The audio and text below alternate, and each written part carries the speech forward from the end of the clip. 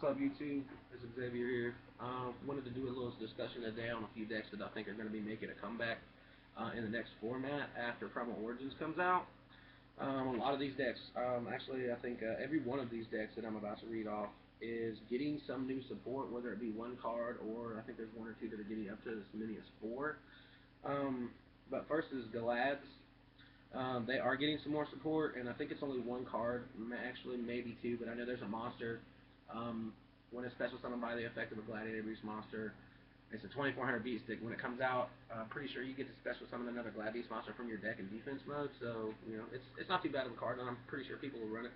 Glad is already making a comeback.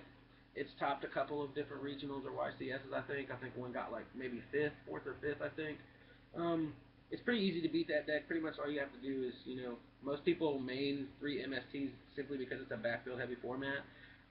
Anytime you're going to be going to a tournament, a big tournament, it's good to main the 3 MSTs if you don't already, but I always side 3 Dusts in a backfield heavy format like this because there's a lot of good backfield out there, and a lot of decks like Glad rely on their backfield. If you get rid of the War Chariots and the Wabakus, you pretty much shut the whole deck down because that's what they rely on the most. They rely on you attacking their monsters, and then they playing that so that it's not going to be destroyed or anything like that, and then they pop off their effects, and anytime you use a monster effect, they're going to War Chariot you and just to get rid of it. So MST and Dust is an easy way to beat Glads. Next up is Black Wings. They do have a couple, I think 2 or 3 cards coming back. They've been not doing great, but they have been doing okay. I think there's been a couple Blackwing decks that's topped since Kalut and Whirlwind went back up to 3.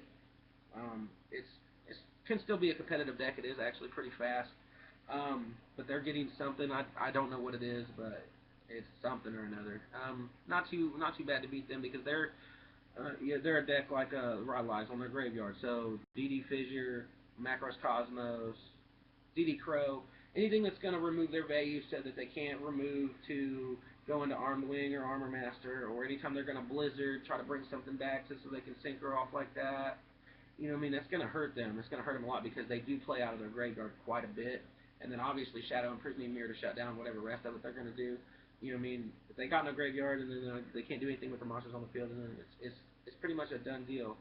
Lightsworn is also getting some support, and I think they're actually that's the one that's getting 4. It's going to be easy for them to fuel their graveyard, and now they got one that basically just lets them add a JD from deck to hand. So, wow, add your boss monster to hand. That's pretty good. I like that. I don't know, a lot of people are going to run it. I think it's going to make a comeback. It's going to make it a lot harder to beat because, JD is a big threat. Being able to just JD and blow the field and then go into another JD and then normal summon a Lumina, discard for Lumina, special summon another Lumina, get game. Or you can go even farther than that. I've seen people go farther than they need to with that deck, but it's pretty easy. But yeah, D-Fissure, Macros, Cosmos, Lighting Prisoning Mirror, easy to beat that deck because it relies on their graveyard. If everything that they send to the graveyard gets removed instead, it's not hard to beat that deck because they just have 3 cards in their deck that's dead. More than that, JDs you're not going to be able to play it because they got enough monsters in the graveyard. They're not going to be able to use Lumina, so it's pretty much a dead card. They're not going to be able to use Wolf if they go to mill it off.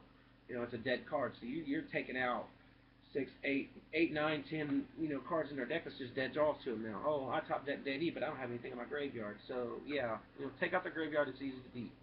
Now here's a deck that's getting 1 or 2 cards of support. I think it's going to make a comeback, and I never thought it because it's such an old deck and it's not really good anymore. But apparently people are starting to play it again, and that's Ancient Gears. It's not a fast deck, but it's a power deck. You can't do anything about their field spell because they're just going to get like a free big beat stick with it. So if they open up with a field spell and an MST, I feel sorry for you if you went first and you summoned a monster or something, and they took out your backfield, and then they're about to just crush you. They're not doing it in that first turn, but they're going to rely on their backfield to do it. Now, I never really had too many problems with that deck back in the day. Basically, you run the standard stuff against it. TT, Bottomless Warning, just to worry about their big beat sticks because the small guys are nothing. But a card, and I would run this against them, but I would run it against like all the top tier formats or the top tier decks in this format. Needle Sealing.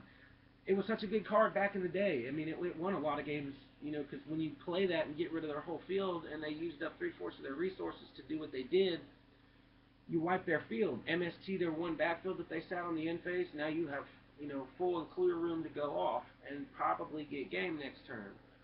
Why did people stop running it? I have no idea. But I am looked at a few different deck lists with people that did well, and you know they had it in there. I personally am going to start running it again just because you know there's too many decks out there that spam out monsters real fast. So if you open up bad and you're running a couple of needle ceilings, open up a needle ceiling. You set one, set your monster, wait for them to go off. They're gonna most fast decks exceed at least twice in a turn.